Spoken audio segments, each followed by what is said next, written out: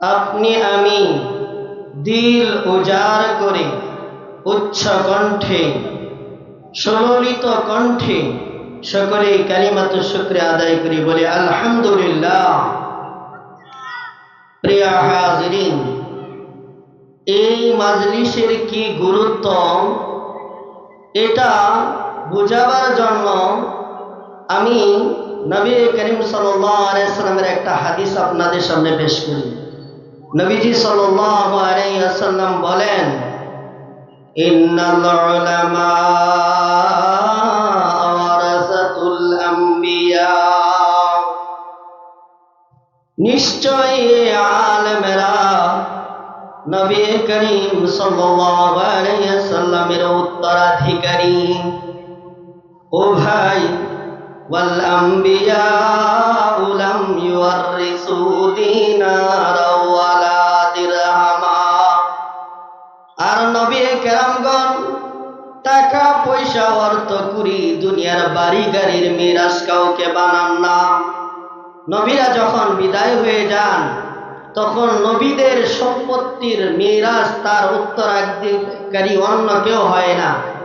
বলে এটা উসুল, কোরআন ও হাদিসের নিয়ম যে নবী করিম সাল্লাল্লাহু আলাইহি ওয়াসাল্লামের সম্পদের ওয়ারিস তিনি দুনিয়ার কাউকে বানান না। তবে যে বলা হলো উলামায়ে কেরাম নবীগণের ওয়ারিস, সেটা কিসের ভিত্তিতে? হাদিসের অংশের মধ্যেই নবীজি বলেন, ওয়ালাকিন ইউরিসুনাল ইলমা, তবে যে নবী যে ওয়ারিস বানান সেটা টাকা কুড়ি অর্থ কুড়ি নয়, বরং ইলমের মিরাজ বানান। জোরে পড়ি না সুবহানাল্লাহ। প্রিয় হাজিরিন, এর পরের অংশে আপনি আমার জন্য এই আলেমদের কাছ থেকে এই মজলিসগুলোতে আসলে কি ফায়দা হবে সেই কথাটা নবীজি হাদিসের শেষ অংশে তুলে ধরেন। নবীজি বলেন, ফামান আখাযাহু বিহাদ্দিন ওয়াফির, যারা যেই এই উলামাদের কাছ থেকে এই মজলিসগুলোর মধ্যে আলেমদের কাছ থেকে যতটুকু নিবা, ফামান আখাযাহু বিহাদ্দিন ওয়াফির, বলে সে যা নিবে সেটা তার ভাম্পার নিয়ে গেল। জোরে বলেন না সুবহানাল্লাহ। প্রিয় হাজিরিন, এই হাদিসের আলোকে আবু হুরায়রা রাদিয়াল্লাহু তাআলা আনহুর একটি ঘটনা নাফহাতুল আরবে উনি এভাবে লিখেন, একবার হযরত আবু হুরায়রা রাদিয়াল্লাহু তাআলা আনহু বাজারে যে মানুষকে বলতেছে, ও ভাই সব, তোমরা এখনো বাজারে বসে রয়েছ, অথচ মসজিদে নববীর মধ্যে নবী করিম সাল্লাল্লাহু আলাইহি ওয়াসাল্লামের মিরাজ বন্টন করা হচ্ছে। যেই মাত্র আবু হুরায়রার জবান থেকে নবীজির মিরাজের কথা আসছে, বন্ধুরা আমার, ওই বাজারের লোকজন আর দেরি করে নাই। নবীর মিরাজ নিতে কে না চায়? সকল মানুষ সাথে সাথে সঙ্গে সঙ্গে মসজিদে নববীর দিকে দৌড়ায়। মসজিদ কণায় কণায় ভরে গেছে। বন্ধুরা আমার, যখন মসজিদ পরিপূর্ণভাবে ভরে গেল, এইবার সকলের মধ্যে একটা অভিপ্রায় ইচ্ছা। আবু হুরায়রা বলল, নবীজির মিরাজ বঞ্চিত হইতেছে কই? এই লোকগুলোর মধ্যে কেউ কেউ খুঁজতেছে নবীজির জুতা মোবারক কোথায়, কেউ খুঁজে নবীজির লাঠি মোবারক কোথায়, কেউ খুঁজে রাসূল করিম সাল্লাল্লাহু আলাইহি ওয়াসাল্লামের চাদর মোবারক কোথায়, কেউ খুঁজে রাসূল করিম সাল্লাল্লাহু আলাইহি ওয়াসাল্লামের টুপি মোবারক কোথায়। এইভাবে এক একজন এক একটা খুঁজতেছে, কিন্তু এতক্ষণ খোঁজাখুঁজির পরেও কোনো কিছুই খুঁজে পাচ্ছে না। কিন্তু এমন এক সাহাবী সংবাদটা দিছে যিনি মিথ্যা কখনো বলেন না। তো উপস্থিত জনতার মধ্যে একজন আবু হুরায়রা রাদিয়াল্লাহু প্রশ্ন ছুড়ে দিলেন, ও ভাই আবু হুরায়রা, এই মাত্র না তুমি আমাদেরকে ডেকে আনলে এই মসজিদে নববীর মধ্যে মিরাজ বন্টন হইতেছে, কই দেখি না, কই তো দেখতে পাচ্ছি না, কোথায়? তার মানে কি তুমি মিথ্যা কথা বললে নাকি আবু হুরায়রা? আবু হুরায়রা ডাক দিয়া বলে, না, আবু হুরায়রা কখনো মিথ্যা কথা বলে না। সাহাবীদের মধ্যে সবচেয়ে বড় মুহাদ্দিস ছিলেন আবু হুরায়রা। হাদিসের প্রত্যেকটা গ্রন্থ, প্রত্যেকটা কিতাবের মধ্যেই আন আবি হুরায়রাতা আনিন নবী সাল্লাল্লাহু আলাইহি ওয়াসাল্লাম قال আবু হুরায়রাতা قال রাসূলুল্লাহ সাল্লাল্লাহু আলাইহি ওয়াসাল্লাম। আবু হুরায়রা ডাক দিয়ে বলে, না, আবু হুরায়রা মিথ্যা কথা বলে না, বরং সবচেয়ে বড় হাদিস বিশারদ হলো আবু হুরায়রা, যার জবান দিয়ে নবীজির কথা উচ্চারিত হয়। তাহলে তুমি যে বললে নবীজির মিরাজ বন্টন হইতেছে, ওই মসজিদে তো কোনো কিছু দেখতে পাচ্ছি না। বন্ধুরা আমার, এবার আবু হুরায়রা কঠিন ভাষায় বলে দেয়, এই যে মসজিদের মধ্যে কোরআন তেলাওয়াত হচ্ছে, এই যে মসজিদের মধ্যে জিকির হচ্ছে, এই যে মসজিদে বয়ান হইতেছে, এইগুলোই প্রকৃত আল্লাহর নবীর মিরাজ। জোরে বলেন না সুবহানাল্লাহ। সেই হাদিস থেকে এবং আবু হুরায়রার গল্প থেকে আমি এই এলাকার প্রতিটি মানুষকে বলতে পারি, বন্ধুরা আমার, আজকের এই আয়োজনে উলামায়ে কেরাম আপনাদেরকে কোরআন হাদিস থেকে যে কথাগুলো বলবেন, আপনি যদি এগুলো শুনেন, আবু হুরায়রার বর্ণনা অনুযায়ী, নবীজির বর্ণনা অনুযায়ী আপনি আল্লাহর নবীর মিরাজ পেয়ে যাবেন। সূরা বলেন না সুবহানাল্লাহ। প্রিয় হাজিরিন, আমার মাইকের আওয়াজ যত দূর যাচ্ছে, যে সকল ভাইয়েরা আমার এই সাউন্ড শুনতে পাচ্ছেন, আপনাদের পায়ে ধরে বলি, আগামীকালকে এই মাহফিল হবে না। আপনি আসুন এবং উলামাদের কাছ থেকে নবীজির মিরাজ সংগ্রহ করুন। এই মিরাজ বন্টন করার জন্যই আমাদের এই মাদ্রাসার মুহতামিম এবং মাদ্রাসা পরিচালনা বোর্ড এই আয়োজন করেছে, যাতে করে নবীজির মিরাজ যেরকম ভাবে ওই ছোট ছোট বাচ্চারা পেয়ে যাচ্ছে, ঠিক তেমনি ভাবে যেন এই এলাকার প্রতিটা জনগণ পেয়ে যায়, তার জন্য এই মাইক, প্যান্ডেল, এই ওয়াজের ব্যবস্থা করা হয়েছে। তো আমরা যারা আসতে পারছি, আমরা খুশি না বেজার? জুড়ে বলেন। তা খুশিটা আবার একটু করে আলহামদুলিল্লাহ। কেননা নিয়ামত পাইয়া যদি আপনি শুকরিয়া আদায় করতে পারেন, আল্লাহ আপনার নিয়ামত বাড়াইয়া দিবে। শুকরে নিয়ামত, নিয়ামত কুনাদ, কুফরে নিয়ামত, নিয়ামত বীরু কুনাদ। তুমি যদি আল্লাহ রাব্বুল আলামিনের নিয়ামত পাইয়া শুকরগুজার হও, আল্লাহ রাব্বুল আলামিন তোমাকে নিয়ামত বাড়াইয়া দিবে। বলেন না সুবহানাল্লাহ। প্রিয় হাজিরিন, তো আমাদের এই মাহফিলটা আজকে এই এলাকাবাসীর জন্য নিয়ামত। এই নিয়ামতের শুকরিয়া আমরা কিভাবে আদায় করব? আমরা আমাদের জরুরিয়ত কাজকে রেখে এই মাহফিলের প্যান্ডেলে এসে উলামাদের জবান থেকে নবীজির মেরাজ নিব ইনশাআল্লাহ। সবাই বলেন ইনশাআল্লাহ। প্রিয় হাজিরিন, এতে কি লাভ হবে বন্ধুরা আমার? জুনায়েদ বাগদাদী রাহিমাহুল্লাহ, নাম শুনছেন না? অনেক বড় বুজুর্গ জুনায়েদ বাগদাদী রাহিমাহুল্লাহর এক মুরিদ। জুনায়েদ বাগদাদী রাহিমাহুল্লাহ যেখানে বয়ান করতেন, যেখানে কথা বলতেন, তার এক মুরিদ সবার আগে সামনের সারিতে এসে বসে যাইতো। বন্ধুরা আমার, জুনায়েদ বাগদাদী লক্ষ্য করে দেখেন, আমি যেখানেই যাই, যেথায় যাই, ওই মুরিদকে দেখি সামনের দিকে আসিয়া আমার বয়ান শোনার জন্য উতলা হয়ে থাকে, পাগলের মতো হয়ে থাকে।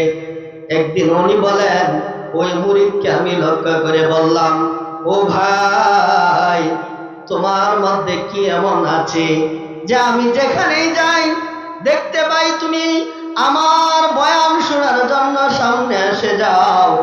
এর মধ্যে কি রহস্য লুকাইয়া আছে?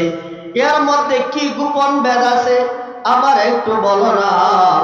ওই মুরিদ তখন ডাক দিয়া বলে, উহিব্বুস সালিহিনা ওয়ালাস্তু মিনহুম লাআল্লাল্লাহু ইয়ারযুকুনি সালাহা। মুরিদ ডাক দিয়া বলে, ও জুনাইদ বাগদাদী, তুমি তো আল্লাহ হয়ে গেছো, তুমি আলেম হয়ে গেছো, তুমি কোরআন হাদিস জানো, আল্লাহর বিধিবিধান জানো, জানতে পেরে আল্লাহকে তুমি চিনে ফেলছো। আর আমি তো নাদান, মূর্খ, কাঙ্গাল, হালাল হারাম জানি না, কিভাবে আল্লাহর বিধান পালন করতে হবে জানি না। আমার না জানার কারণে আমি সুদের কারবারে জড়াইয়া যাই, আমি না জানার কারণে গুনাহের সাথে জড়াইয়া যাই, আমি না জানার কারণে নামাজ ঠিক মতো করতে পারি না, আমি না জানার কারণে পর্দা ঠিক মতো করতে পারি না। ও জুনাইদ বাগদাদী, তোমরা তো সবকিছু জানো এবং মানো, আর তোমাদের সার্টিফিকেট আল্লাহ দিয়ে দিছে এই জমিনের ভিতরে আমি আল্লাহকে ভয় করে একমাত্র আলেমরা। প্রিয় হাজিরিন, ওই মুরিদের বক্তব্যটা একটু খেয়াল করে শুনেন। মুরিদ বলেন, ও জুনাইদ বাগদাদী, তুমি যেভাবে আল্লাহকে ভয় করো আমি তো সেইভাবে আল্লাহকে ভয় করতে পারি না। এবার জুনাইদ বাগদাদী বলেন, তাহলে এর ভিতরে তুমি কি পাইছ? বলে, তুমি যেহেতু ভয় করো আল্লাহকে, তুমি বিধান মানো আল্লাহর, তুমি রসুলের বিধান মানো, রসুল যেমনে চলতে বলেছেন সেইভাবে চলো। আমি তো পারি না, কিন্তু আমার দিলের মনে একটা তামান্না, একটা কৌতূহল যে আমি তোমাকে ভালোবেসে যাব। প্রিয় হাজিরিন, ওই মুরিদ বলে, আমি তোমাদের মতো আল্লাহকে আমি আমার কলিজা দিয়ে মহাব্বত করি। জুড়ে পড়েন না সুবহানাল্লাহ। প্রিয় হাজিরিন, এবার জুনাইদ বাগদাদী রাহিমাহুল্লাহ ওই মুরিদকে লক্ষ্য করে বলেন, এই আল্লাহওয়ালাদেরকে মহাব্বত করার মধ্যে কি মজা তুমি পেয়েছো একটু শোনাও না। তখন সে জবাব দেয়, লাআল্লাহু ইয়ারযুকুনি সালাহা। মুরিদ ডাক দিয়া বলেন, তোমাদেরকে মহাব্বত করার মধ্যে আমার দুনিয়াবি কোনো স্বার্থ নাই, আমার স্বার্থ একটাই, যেই দিন আল্লাহ রাব্বুল আলামিন তোমাদেরকে জান্নাতে দিয়া দিবে সেই দিন আমি আল্লাহর কাছে দরখাস্ত করব, ও মাওলা রে, এই জুনাইদ বাগদাদীর মতো আল্লাহর ওলিদেরকে আমি আমার কলিজা দিয়া মহাব্বত করতাম। সূরা বলেন না সুবহানাল্লাহ। বলেন, এই মহাব্বতের খাতিরে হয়তোবা লাআল্লাহু ইয়ারযুকুনি সালাহা, আমার আল্লাহ তোমাদের মতো বুজুর্গদের সাথে আমারও জান্নাত নিয়ে যাইতে পারে। বলেন না সুবহানাল্লাহ। বন্ধুরা আমার, তো আমি এই গল্প থেকেও আপনাদেরকে একটা মেসেজ দিতে চাই। আজকে এখন থেকে নিয়ে প্রায় 12টা পর্যন্ত কোরআন হাদিসের ধারাবাহিক আলোচনা করবেন। আমরা যদি আমাদের কলিজা দিয়ে এভাবে মহব্বত করতে পারি, ইনশাআল্লাহ আশা রাখতে পারি আল্লাহ পাক রব্বুল আলামিন আমাকেও মাফ করে দিবেন। জোরে পড়েন না সুবহানাল্লাহ। কেননা এই আল্লাহ ওলিদের মজলিসে একটু সময় বসলে কি লাভ? এক জামানা সোহবতে আউলিয়া, এক জামানা সোহবতে আউলিয়া, বেহতর আদসাদ সালে তাআত বেরিয়া। ও ভাই, তুমি আল্লাহ ওলাদের মজলিসে যদি একটি মুহূর্ত ব্যয় করতে পারো, একটু সময় তুমি যদি সুযোগ করে দিতে পারো, আল্লাহর ওলি বলেন তুমি ইবাদত করে 100 বছর যে ইবাদত করবা, বেরিয়া লৌকিকতা বিহীন, লোক দেখানো বিহীন যে ইবাদত করলে যে সওয়াব হয়, আল্লাহ ওয়ালার মজলিসে এক মুহূর্ত যদি তুমি দিতে পারো, ততটা দাম আমার আল্লাহর কাছে আরো বেশি। বলেন না সুবহানাল্লাহ। কেননা আল্লাহ আল্লাহদের সঙ্গী হওয়ার কথা কোরআনেই নির্দেশনা আল্লাহ দিয়ে দিয়েছেন। আল্লাহ বলেন, ইয়া আইয়ুহাল্লাযীনা আমানু তাকুল্লাহ। আল্লাহ বলেন, হে ঈমানদার, আমি আল্লাহকে ভয় করো, আমি আল্লাহকে ভয় করো। ওয়াকুনু মা'আস সাদিকিন,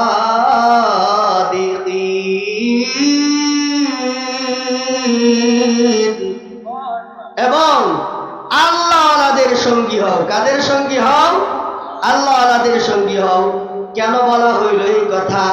দেখুন, আমরা কিভাবে আল্লাহকে ভয় করতে হবে আমরা জানি না। যারা আল্লাহকে ভয় করছে তারা কলা কৌশল জানে কিভাবে আল্লাহকে ভয় করতে হয়। তাই আল্লাহর নির্দেশ, যাও তোমরা আল্লাহর কাছে এবং আমাকে ভয় করো। প্রিয় হাজিরিন, আমি আপনাদেরকে এজন্য বলবো, আপনারা যারা আসছেন সবচেয়ে বড় লাভবানের কাজ করে গেছেন। আর যারা এখনো আসেন নাই, আপনাদেরকে আমি জোর হাত ধরে অনুরোধ করছি, আপনারাও ইনশাআল্লাহ চলে আসেন। ইনশাআল্লাহ এখন থেকেই ধারাবাহিকভাবে বয়ান হবে। আমরা কোরআন হাদিসের আলোচনা শুনে আমরা আমাদের দিলকে পরিশুদ্ধ করে নেব ইনশাআল্লাহ। প্রিয় হাজিরিন, তো আমি আপনাদের সামনে কালামে মাজিদ থেকে সূরা তাওবার 128 নম্বর আয়াতে কারিমা তিলাওয়াত করেছি এবং হাদিসের গ্রন্থসমূহের মধ্যে সহিহুল বুখারী এর 15 নম্বর হাদিসে নববী পাঠ করেছি। এই আয়াত এবং হাদিসকে নিয়ে ইনশাআল্লাহ কিছু কথা তুলে ধরার চেষ্টা করব ইনশাআল্লাহ। আপনারা যদি সহায়তা করেন তাহলে ইনশাআল্লাহ কথাগুলো বলতে পারবো। প্রিয় হাজিরিন, আমি কোনো ভূমিকা বলবো না, সোজাসুজি মূল কথার দিকে চলে যাচ্ছি।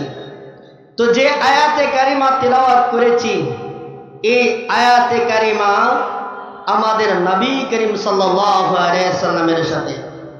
নবী করিম সাল্লাল্লাহু আলাইহি সাল্লাম এই উম্মতকে কি পরিমাণ মহব্বত করতেন তার একটা চিত্রাঙ্কন করা হয়েছে এই আয়াতের মধ্যে। আর যে হাদিস আপনাদের সামনে আমি পেশ করেছি, এই হাদিসে তুলে ধরা হয়েছে আমি একজন উম্মত হিসাবে আল্লাহর নবীকে আমার কি পরিমাণ মহব্বত করা উচিত। তো প্রিয় হাজিরিন, রাসূল করিম সাল্লাল্লাহু আলাইহি সাল্লাম উম্মতকে কি পরিমাণ মহব্বত করতেন সেটা জানার প্রয়োজনীয়তা কেন? কারণ আপনি যদি বুঝতে পারেন যে কেহ আমাকে সর্বাত্মক ভালোবাসে, অটোমেটিকলি আপনার মনে তখন তার প্রতি ভালোবাসা জন্মাবে। বলেন, জন্মাবে কিনা? এই জন্য আমরা প্রথমে জেনে নিব উম্মতকে রাসূল করিম সাল্লাল্লাহু আলাইহি সাল্লাম কি পরিমাণ মহব্বত করতেন। আর দ্বিতীয় কথা জেনে নিব আমি একজন রাসূলের উম্মত হিসাবে আল্লাহ রাসূলকে কি পরিমাণ মহব্বত করা উচিত। তো ইনশাআল্লাহ খুব শর্টকাটে সংক্ষিপ্ত পরিসরে কিছু কথা বলবো, খুব মনোযোগ দিয়ে শুনবেন। একটু সামনে চলে আসেন ভাই, পিছনে দেখতে খারাপ দেখা যায়। প্রিয় হাজিরিন, আয়াতের বিষয়বস্তুতে আল্লাহ তাআলা বলেন, লাকাদ জাআকুম রাসূলুম মিন আনফুসিকুম আজিজুন আলাইহি মা আনিতুম হারিসুন আলাইকুম বিল মুমিনিনা রাউফুর রহিম। নবী করিম সাল্লাল্লাহু আলাইহি সাল্লামের ব্যাপারে আল্লাহ বলেন, তোমাদের কাছে এমন এক নবী এসেছে, আপনারা জেনে অবাক হবেন। আপনাদের সবারই জানা আছে রাসূল যেই সময় এসেছিলেন সেই সময়টাকে বলা হয় আইয়ামে জাহিলিয়া। যেই যুগে আল্লাহ রাসূল এসেছিলেন সেই যুগটাকে বলা হয় আইয়ামে জাহিলিয়া। সেই যুগের পুরা পৃথিবীর হালত যদি আমি আপনাদের সামনে তুলে ধরি ইতিহাসের রেফারেন্স দিয়ে, তাহলে প্রায় 2 ঘন্টা লাগবে। শুধু একটু এক্সাম্পল হিসাবে 2-1টা গল্প বলবো। আইয়ামে জাহিলত কেমন, ওই সময় মানুষগুলো দেখতে এরা মানুষের মতো ছিল, সুরত ছিল মানুষের, কিন্তু মনুষ্যত্ব কোনো কিছুই তাদের মধ্যে ছিল না। নিষ্ঠুরতার এমন কোনো পর্যায় ছিল না যা তাদের মধ্যে ছিল না। কঠোরতা, দিল এত শক্ত ছিল যে তাদের দিলে কোনো মায়া মমতা ছিল না। সেই যুগটাকে বলা হয় আইয়ামে জাহিলিয়ত। আরেক কথায় বলা যায় ভাই ভাই মারামারি, কাটাকাটি, হানাহানি, ভাই ভাইয়ের রেষারেষি, ধর্ষণ, খুন ধর্ষণ, এক নিকুশ কালো অন্ধকারাচ্ছন্নে ছেয়ে গেল সেই যুগ। সেই যুগের মধ্যে যখন যেই যুগে মেয়েদের কোনো সম্মান ছিল না, কোনো পরস্পরের মধ্যে বংশীয় লড়াই, যুদ্ধ বিগ্রহ লেগে থাকত, লোকগুলো ডাকাতির মাধ্যমে অর্থ সংগ্রহ করত, চিন্তার মাধ্যমে তাদের উপার্জন করত, খুন খারাপিতে ব্যস্ত ছিল, এমন একটি সময়ে রাসূল করিম সাল্লাল্লাহু আলাইহি সাল্লাম আবির্ভাব করেন। যে সময় কোন নারীর জন্ম হলে সেই সময়কার সমাজে যার ঘরে, যার উরসে কন্যা সন্তান জন্ম হতো, তার চেহারা মলিন হয়ে যেত। কোরআনের ভাষায় وَإِذَا بُشِّرَ أَحَدُهُم بِالْأُنثَى اسْوَدَّ وُجُوهُهُمْ وَهُوَ كَظِيمٌ।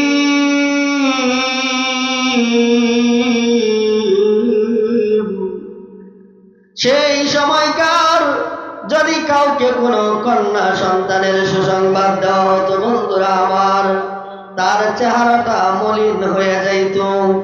আরে এ কি হলো আমার, আমি বড় অলক্ষী, আমি বড় অশুভ, এই কন্যা সন্তান কেন আমার ঘরে আসলো? সেই সময়কার নারীদেরকে নারী মনে করা হইতো না, ভোগের বস্তু মনে করা হইতো। কোন কোন জাতি নারীকে প্রাণী মনে করত, কোন কোন জাতি নারীকে মনে করত সাপ, বিষাক্ত সাপের মতো একটা প্রাণী। সেই যুগে রাসূল করিম সাল্লাল্লাহু আলাইহি সাল্লাম আবির্ভাব হন। রাসূল করিম সাল্লাল্লাহু আলাইহি সাল্লাম আবির্ভাবের সময় যেই মানুষগুলোর সুরত ছিল মানুষ, আর শুধুমাত্র সুরত দিয়ে মানুষ হওয়া যায় না, গর্বজুরত আদমি ইনসাবুদে আহমদ বোঝামেলাম এক সাবুদে। শুধুমাত্র যদি ওই গঠন প্রকৃতি দিয়া মানুষ হওয়া যাইতো, শুধুমাত্র সুরত দিয়া যদি মানুষ হয়ে যাইতো, তাহলে সেই সময়কার আবু জাহেল রাসূল এক হয়ে যাইত।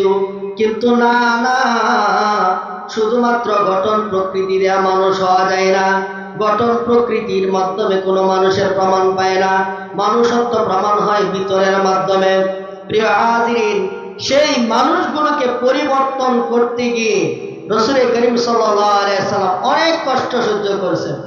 তো রাসূল করিম সাল্লাল্লাহু আলাইহি সাল্লাম এই মানুষগুলোকে যে পরিবর্তন করেছেন, এই উম্মতের প্রতি 4টা গুণ এই আয়াতের মধ্যে তুলে ধরা হয়েছে। 1 নম্বর, লাকাদ জাআকুম রাসূলুম মিন আনফুসিকুম, তোমাদের মাঝে এমন এক রাসূল এসেছেন যিনি আজিজুন আলাইহি মা আনিতুম, তোমরা যদি কষ্ট করে, বিপদে পড়ে, মুসিবতে পড়ে, তুমি যে বিষণ্ণতা পাও, যেই কষ্ট তোমার অন্তরে আসে, আল্লাহর নবীর প্রথম গুণ হলো তোমার দুঃখে, তোমার কষ্টে, তোমার আঘাতে, তোমার দুঃখে আল্লাহর নবী দুঃখিত হন।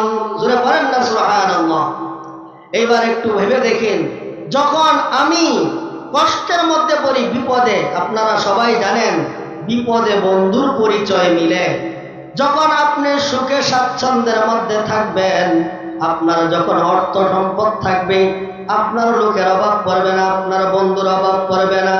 বন্ধুরা আমার, দিল দিয়ে কথাগুলো শুনবেন। কিন্তু যদি আপনি দুর্যোগের মধ্যে পড়েন, পেরেশানির মধ্যে পড়েন, অসুস্থর মধ্যে পড়েন, সেই সময় অনেক কাছের মানুষকেও নিকটে পাওয়া যায় না। সেই সময় তা সত্যিকারের অর্থে বন্ধুকে কাছে পাওয়া যায়।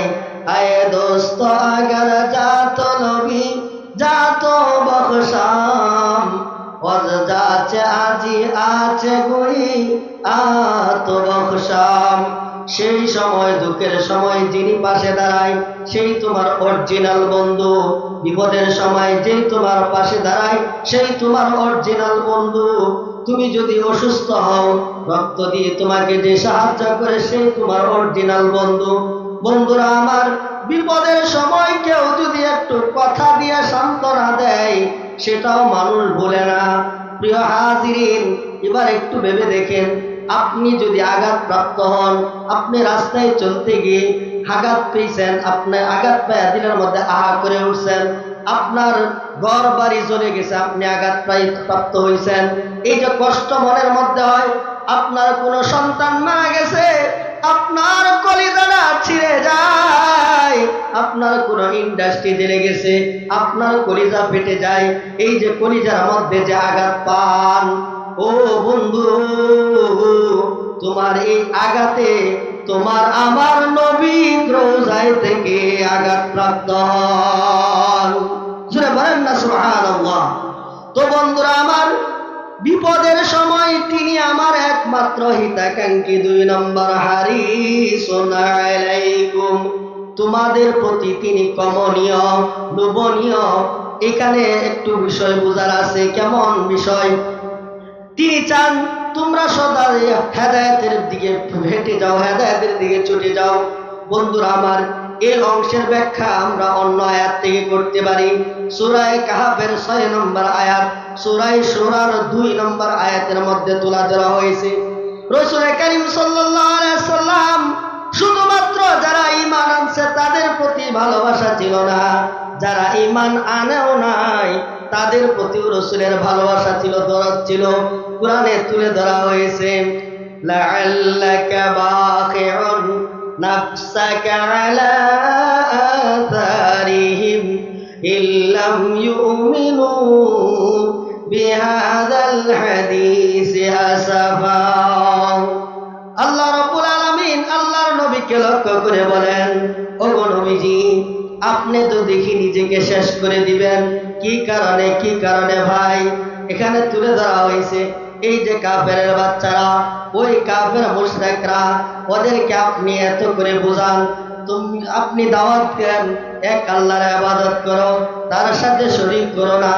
এত সুন্দর করে বোঝানোর পরেও ওরা ঈমান আনে না। আপনি বলেন তুমি কোরআন বিশ্বাস করো, কিন্তু কোরআন বিশ্বাস করে না। এই যে আপনি এত করে বোঝানোর পরেও তারা যে ঈমান আনে না, না আনার কারণে আপনার কলিজার ভিতরে যে চোট লাগে, সেই চোটে তো আমার মনে হয় আল্লাহ বলেন নবীকে আপনি নিজেকে শেষ করে দিবেন।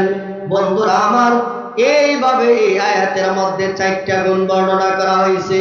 এরপরে বলেন, আলাইকুম হারিসুন আলাইকুম বিল মুমিনিনা রাউফুর রাহিম, এবং মুমিনদের প্রতি তিনি কোমল ও দয়াশীল। এই 4টা গুণবাচক শব্দ ব্যবহার করে রয়েছে রাসূলের সামনে। এই 4টা শব্দের আলোচনা যদি আমি বিস্তারিতভাবে করি কমপক্ষে 4 ঘন্টা লাগবে। তো আমি সংক্ষিপ্ত সরাসরি কয়েকটা উদাহরণের মাধ্যমে বুঝাই দিব যে আল্লাহ রাসূল কি পরিমাণ মহব্বত করে। সারাটি জীবন রাসূল কারীম সাল্লাল্লাহু আলাইহি সাল্লাম আপনি আমার মায়ায় কান্না করেছেন। রাসূল কারীম সাল্লাল্লাহু আলাইহি সাল্লাম উম্মতকে কি পরিমাণ মহব্বত করতেন। একটা গল্প বলি তাহলে বুঝতে পারবেন। বন্ধুরা আমার, যখন আপনারা জানেন রাসূল কারীম সাল্লাল্লাহু আলাইহি সাল্লাম মক্কাবাসীকে দাওয়াত দিতেছিলেন, প্রকাশ্যে দাওয়াত, যখন এই আয়াত নাযিল হইল, وَأَعْرِضْ عَنِ الْمُشْرِكِينَ, যখন وَأَنذِرْ عَشِيرَتَكَ الْأَقْرَبِينَ,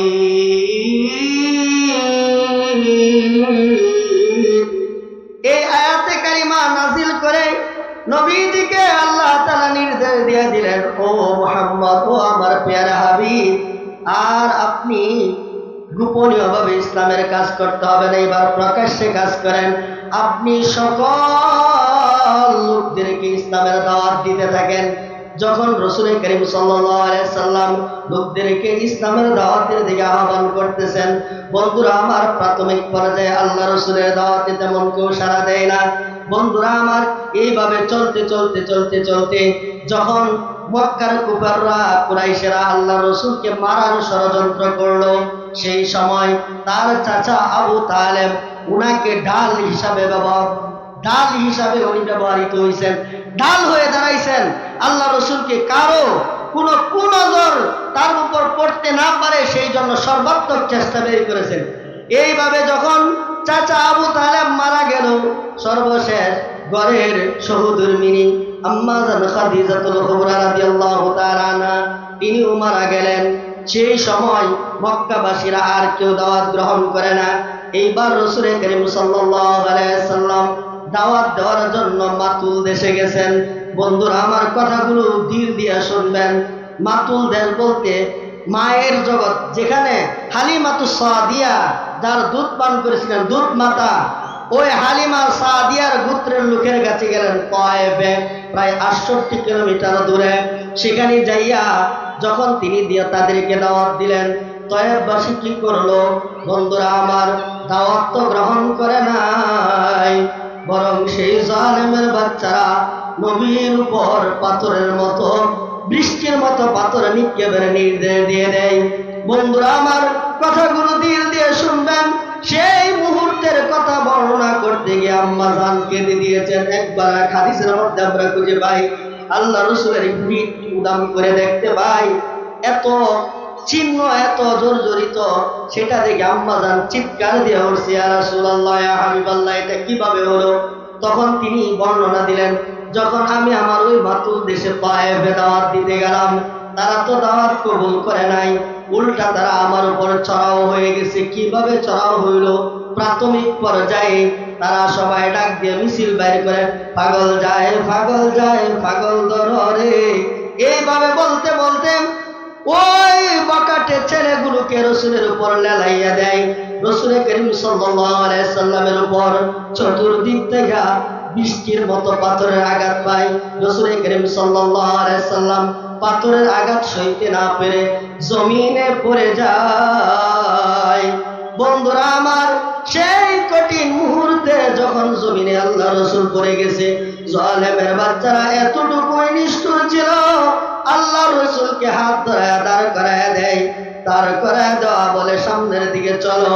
যেই মাত্র রাসূল করিম সাল্লাল্লাহু আলাইহি সাল্লাম সামনের দিকে পা বাড়ায়, অমনি আবার বৃষ্টির মতো পাথর রাসূলের গায়ে চলতে থাকে। সাথে ছিল যায়েদ বিন হারেসা, উনি ঢাল হিসাবে ব্যবহার হয়। এবং রাসূল চিৎকার দিয়া বলে, আমার পালক পুত্রকে মেরো না।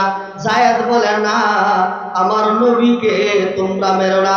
এইভাবে রাসূলের শরীর মোবারক থেকে ঝরঝর করে রক্ত জমিনের মধ্যে পড়ে যাচ্ছে।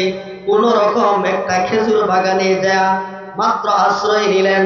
বন্ধুরা আমার, এই দৃশ্য কিন্তু আল্লাহ দেখতেছে। জিব্রাইল এমনি হাজির, ওগো নবীজি, আপনি এই যে এতটুকু কষ্ট সহ্য করেছেন, আল্লাহ রাব্বুল আলামিন দেখেছেন। এবার মালাকুল জাবাল ফেরেশতা, ওই পাহাড়ের দায়িত্বরত ফেরেশতা, তাদেরকে বললেন, তাদেরকে নিয়ে আসলেন। তাদেরকে নিয়ে আইসা এদেরকে আপনি হুকুম দেন, এদের ব্যাপারে কি সিদ্ধান্ত? বন্ধুরা আমার, মালাকুল জাবাল বলে, ওগো নবীজি, আপনি এদেরকে এভাবে দাওয়াত দিলেন, আপনি তো অন্যায় কিছু বলেন নাই, গ্রহণ করলে করব, না করলে নাই। কেউ যদি আমার কথা যদি আপনার পছন্দ না হয়, আপনি গ্রহণ না করবেন, কিন্তু তাই বলে তো আপনি আমার উপর আক্রমণ করতে পারেন না। বন্ধুরা আমার, আল্লাহ রাসূলকে সান্ত্বনা দিয়ে বলে, ওগো নবীজি, এদেরকে আপনি হকের দাওয়াত দিলেন, গ্রহণ করলো না, না করবে, কিন্তু আপনার উপর ছড়াও কেন হলো? আপনি শুধুমাত্র অর্ডার দেন, অনুমতি দেন, দুই পাহাড়ের মধ্যে সাফা দিয়া এদেরকে নিশ্চিহ্ন করে দিব। বন্ধুরা আমার, এই কঠিন মুহূর্তে আপনি আমি হইলে কি করতাম?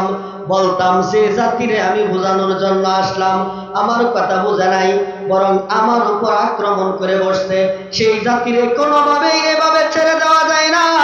ও ফেরেশতারা, এদেরকে শেষ করে দিতা। আমি হইলে এই কথা বলতাম, আপনি হইলে ওই কথা বলতেন। নবীজি বলেন না, বুখারীর বর্ণনা, বাল আইয়ুখরিজুল্লাহু মাইয়াবুদুল্লাহ ওয়াহদাহু ওয়ালা ইউশরিকু বিহি। নবীজি বললেন, ও আল্লাহ, এই তায়েববাসী বুঝে নাই, না বুঝিয়া আমি নবীর চেহারা থেকে রক্ত ঝরঝর করাইয়া করাইছে। ওগো আল্লাহ, এই অপরাধের কারণে আপনি এদেরকে শেষ করে দিয়েন না। জোরে বলেন না সুবহানাল্লাহ।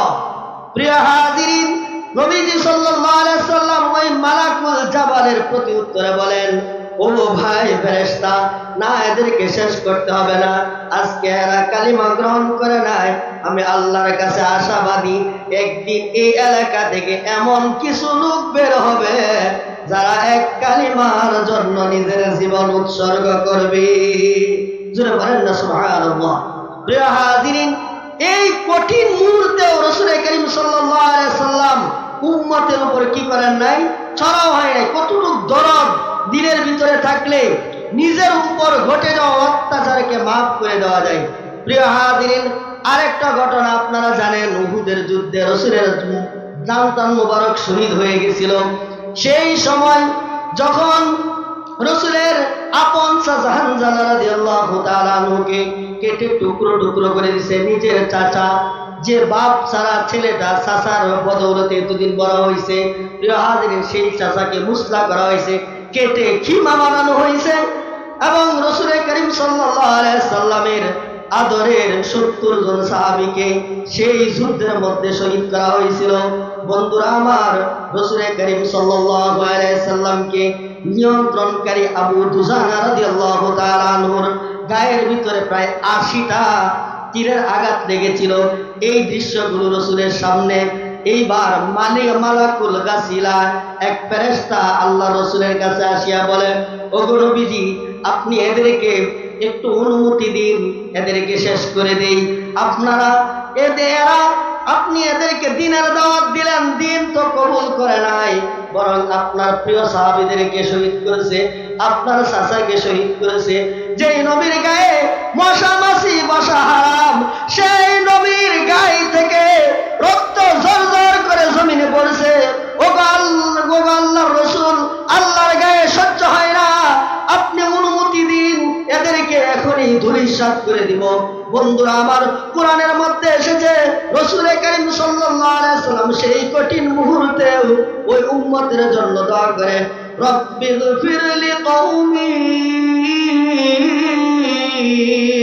ইন্নাহুম লা ইয়াকিলুন। সূরা বলেন না সুবহানাল্লাহ। সেই সময় দোয়া করে, ওগো আল্লাহ, এরা বুঝে নাই, আপনি আমার কমকে মাফ করে দেন। এরা বুঝে নাই, আমারে চিনে নাই, না চিনিয়া না বুঝিয়া আমার উপর এরকম জুলুম করেছে। প্রিয় হাজিরিন, আমি যদি এইভাবে বলতে থাকি সারা রাত বলতে পারবো। সারাটি জীবন উম্মতের ব্যথায় রাসূল করিম সাল্লাল্লাহু আলাইহি সাল্লাম কেঁদেছে। এখানেই শেষ নয়, যখন এই পৃথিবী থেকে যাওয়ার সময় গড়ায় আসছে, আল্লাহ ফেরেশতাদের মাধ্যমে রাসূলকে জানায় দিলেন, ওগো রাসূল, আপনি যদি চান তাহলে আল্লাহর আরশের কাছে আপনাকে নিয়ে যাব। নবীজি বলেন, না, আমার এই এতিম উম্মতরে রাখি আমি উপরে যাব না। বলেন না সুবহানাল্লাহ। প্রিয় হাজিরিন, এইভাবে সারাটি জীবন ভর রাসূল করিম সাল্লাল্লাহু আলাইহি সাল্লাম উম্মতের মায়ায় কেঁদেছেন। এই পর্যন্ত সীমাবদ্ধ না, আরো ঘাটি আছে। যখন আপনি আমি মারা যাব, কবরের জগৎ আসবে। বন্ধুরা আমার, যখন মারা যাবে কেউ আপনার বন্ধু হবে না, কবরের জগতেও আপনার বন্ধু আমার বন্ধু রাসূল। এখানেও শেষ নয়, হাশরের ময়দানে আপনারা জানেন শাফাআতুল কুবরার হাদিস আপনারা শুনছেন। এই হাশরের ময়দানের বিভীষিকাময় তুলে ধরে কোরআনে কারিমে বিভিন্ন আয়াত এসেছে যে এতটাই বিভীষিকাময়, কেউ কাউকে চিনবে না, এমন বিভীষিকায় পাগলের মতো হয়ে যাবে। কোরআনে কারীমের আয়াত, ইয়াউমা তারাউনা তাযালু কুল্লু মুরদিআতিন আম্মা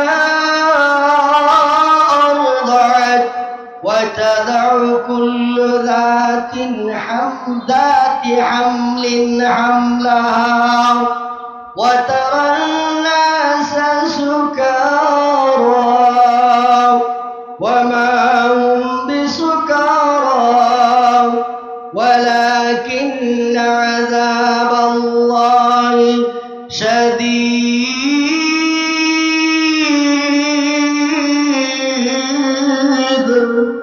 সেই কঠিন কিয়ামতের ময়দানে নিজের দুধের শিশুর কথা মা তার দুধ দানকারী শিশুর কথা বলে যাবে, গর্ভধারিণী মা তার পেটের সে বাচ্চার কথা বলে যাবে। সব মানুষ মাতালের মতো হয়ে যাবে। আসলে এরা মাতাল না, কিয়ামতের ভবে বিভীষিকাময় অবস্থা দেখে মাতালের মতো হয়ে যাবে, কেউ কাউকে চিনবে না।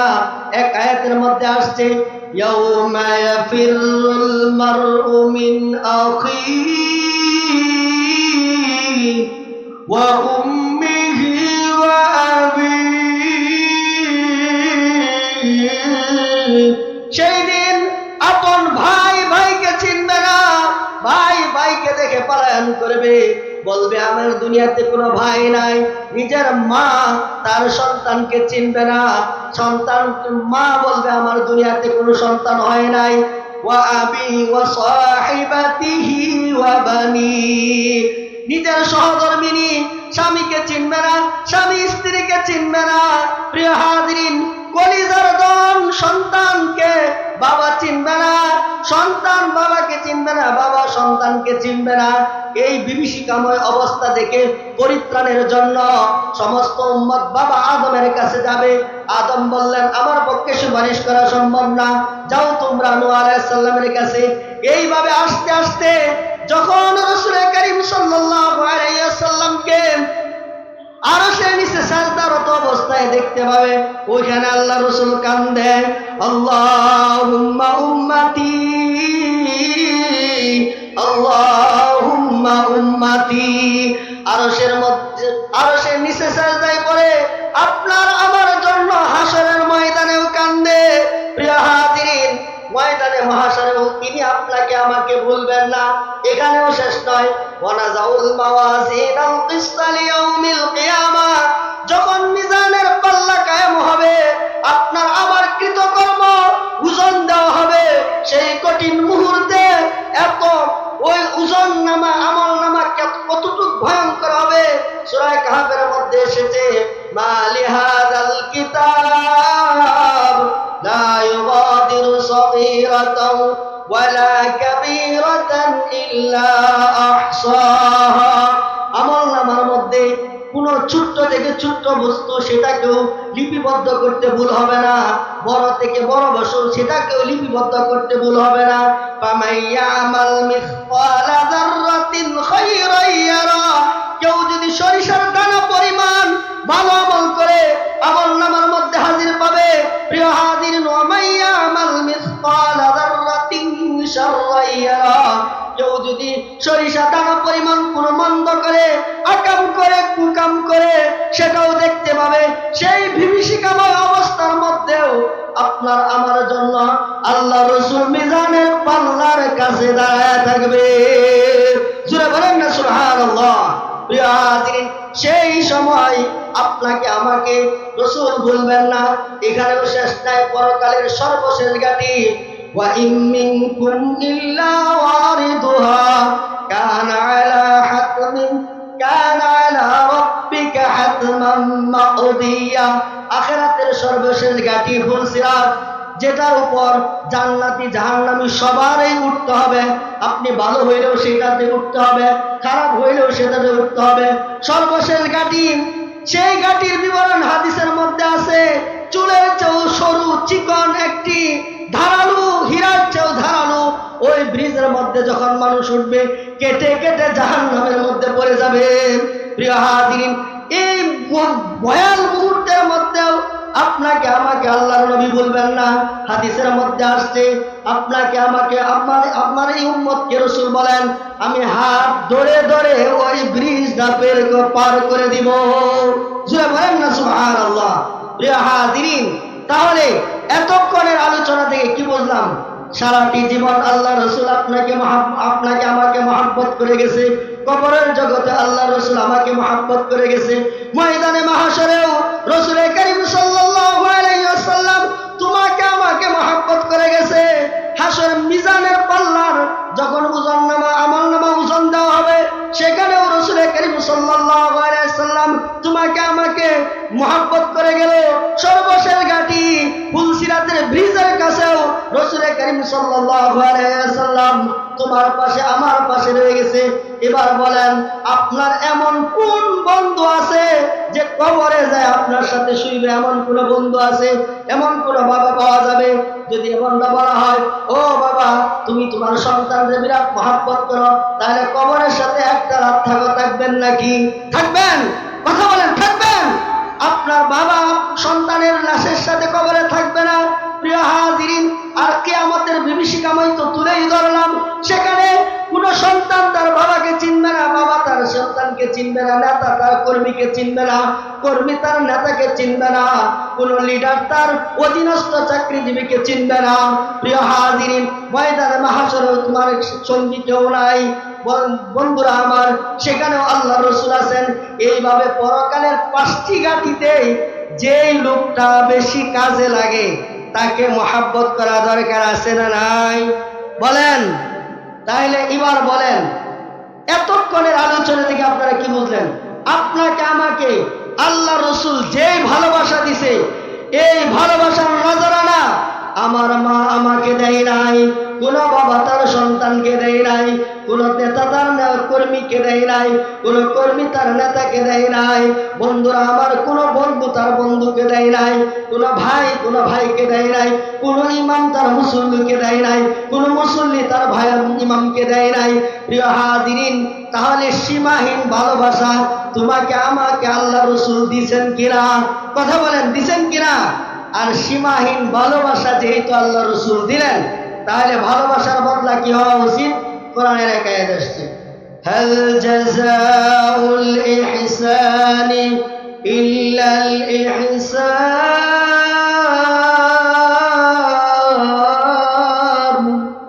ভালোবাসার বদলাই কেবল ভালোবাসা হয়।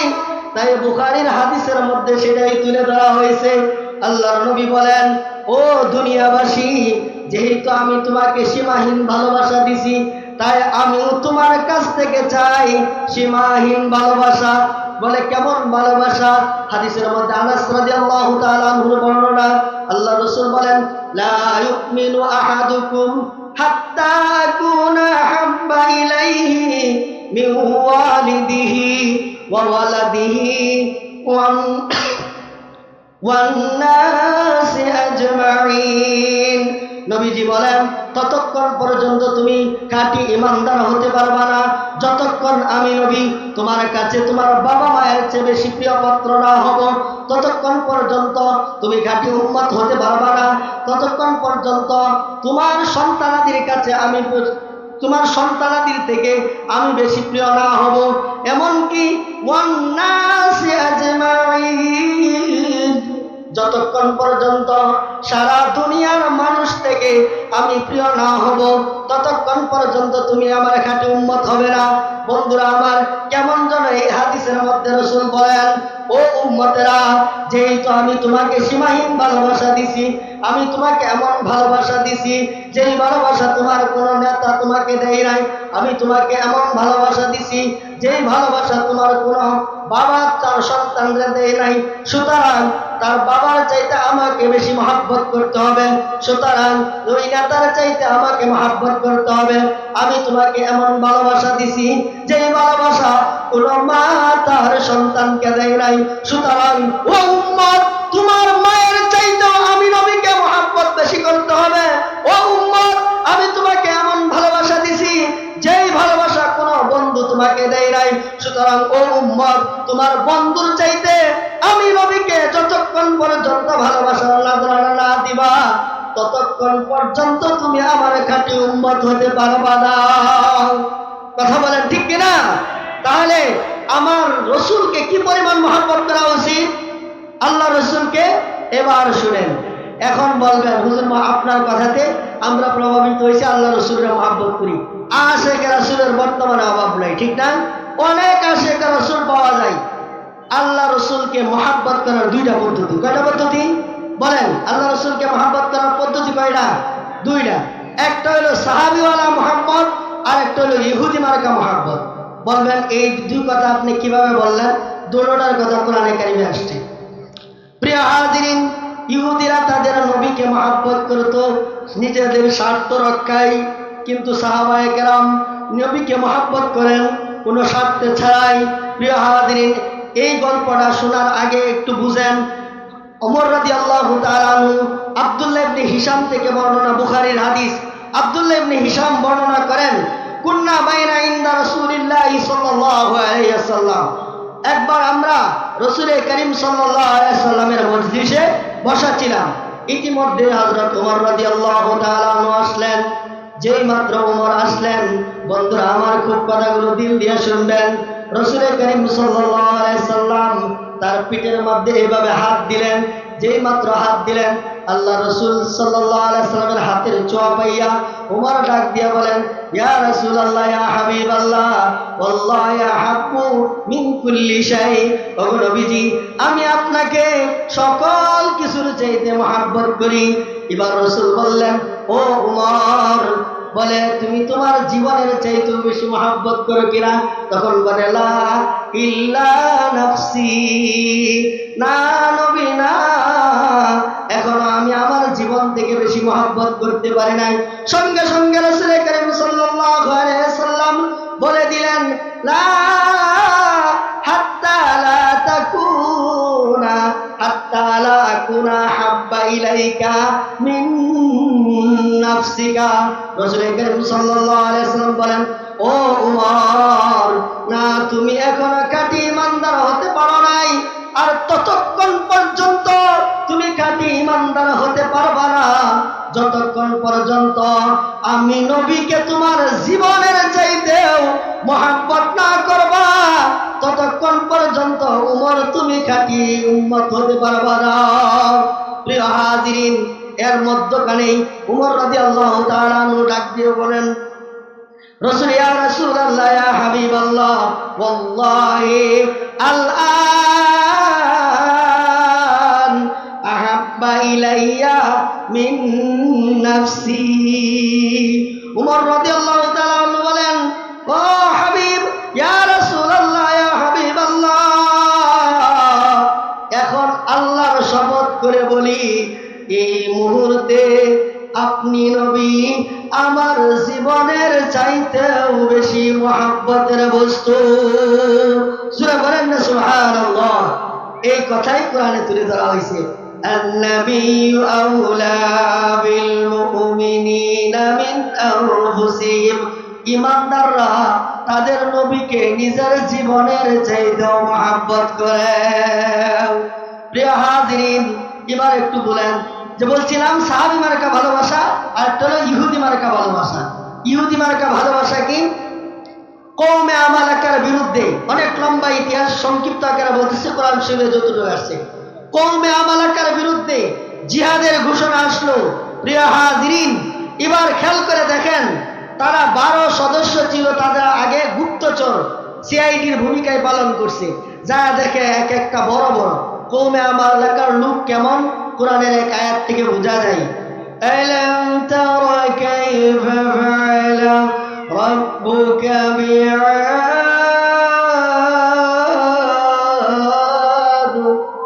ইরম যাতিল ইমাদ।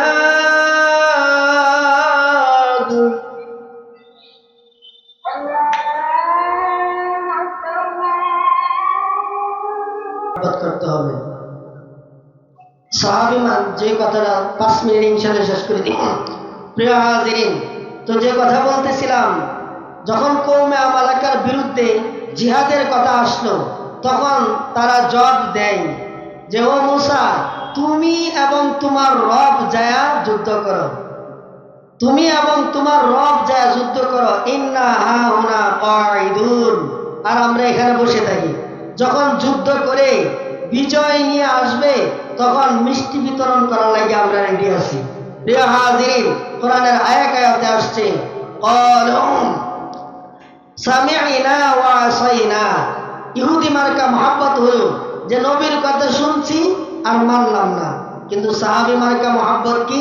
প্রিয় হাজিরিন, রাসূল করিম সাল্লাল্লাহু আলাইহি ওয়াসাল্লামকে সাহাবায়ে কেরাম কি পরিমাণ মহব্বত করতেন। কোরআনের আয়াতে আসছে ক্বালু সামি'না ওয়া আতা'না। আল্লাহ রাসূল কোন কথা বলছেন, বলার সাথে সাথে উনি সেটাকে মেনে নিতেন। প্রিয় হাজিরিন, এই যে মেরাজের মাস চলতেছে রজব, আপনারা জানেন যখন রাসূল করিম সাল্লাল্লাহু আলাইহি ওয়াসাল্লাম মেরাজ থেকে ফিরে আসলেন, মক্কার কাফেররা ওনাকে গালমন্দ করতেছে এবং মিথ্যাবাদী বলতেছে, পাগল বলতেছে। যখন আবু বকরের কাছে এই সংবাদটা পৌঁছলো যে মুহাম্মদ তো এতদিন পর্যন্ত যে কথা বলতো, আজকে এমন এক কথা বলছে যেটা বিশ্বাস করা কঠিনকালেও সম্ভব না। কয়েক রাত্রে বলি বাইতুল মুকাদ্দাস পর্যন্ত, এরপরে 7 আসমান ঘুরে এসে গেছি। প্রিয় হাজরিন, যখন আবু বকর রাদিয়াল্লাহু তাআলা আনহুর সামনে এই কথাটা তুলে ধরা হলো, মুসলিম শরীফের মধ্যে এই হাদিসটা এসেছে, তখন আবু বকর রাদিয়াল্লাহু তাআলা আনহু বলেন, যদি মুহাম্মদ বলে থাকে তাহলে তোমরা জেনে রাখো মুহাম্মদ যা বলতে সত্যই বলছে। এরপর থেকে ওয়ালিস সিদ্দিকের জাহানুন আলাইয়া दुनिया की सदाकत में तेरा नाम रहेगा, सिद्दीक तेरा नाम से इस्लाम रहेगा। এরপর থেকে খলিফাতুল মুসলিমিন হযরত আবু বকরের নাম সিদ্দিক আকবর হয়ে যায়। প্রিয় হাজিরিন, সাহাবায়ে কেরাম নিজের জীবন দিয়ে মহব্বত করতেন। এমন আরেকটি ঘটনা বলি, খুবাইব রাদিয়াল্লাহু তাআলা আনহু এর মুসলার ঘটনা। যখন উনাকে বদরের পরবর্তীতে সোয়ারুম মিন হায়াতি সাহাবা নামক কিতাবের মধ্যে লেখেন, যখন তানঈম নামক জায়গায় লাত উজ্জার জয়ধ্বনি দিয়ে হযরত খুবাইব রাদিয়াল্লাহু তাআলা আনহুকে মেরে ফেলার জন্য, শুনিতে ছড়ানোর জন্য নিয়ে যায়, তখন উনাকে শুনিতে উঠানোর আগে দিয়া একটা প্রশ্ন করেছিল, ও খুবাইব, তুমি কি এতে রাজি হবে যে তুমি এখান থেকে মুক্ত হয়ে যাবে আর তোমার জায়গায় মুহাম্মদ এসে যাবে? তুমি কি এতে রাজি হবে?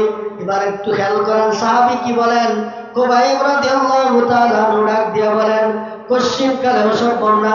আরে আল্লাহ রাসূলকে তো হত্যা করা দূরের কথা, আমি নবীর আশিক, আমি আমার সামনে থাকা অবস্থায় আল্লাহ রাসূলের পায়ে একটি কাঁটা বিদ্ধ হবে, কাঁটা বিদ্ধ হইলে যে কষ্ট হয়, এতটুক কষ্ট আমি আমার নবীকে দিব না।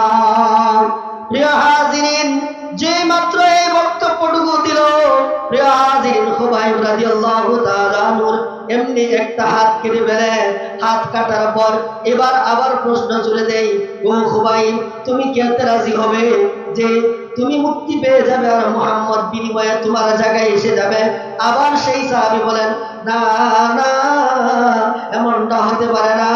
আমি নবীর আশিক, বেঁচে থাকা অবস্থায় আল্লাহ রাসূলের পায়ে কাঁটা বিদ্ধ হবে, এটা আমি সহ্য করব না।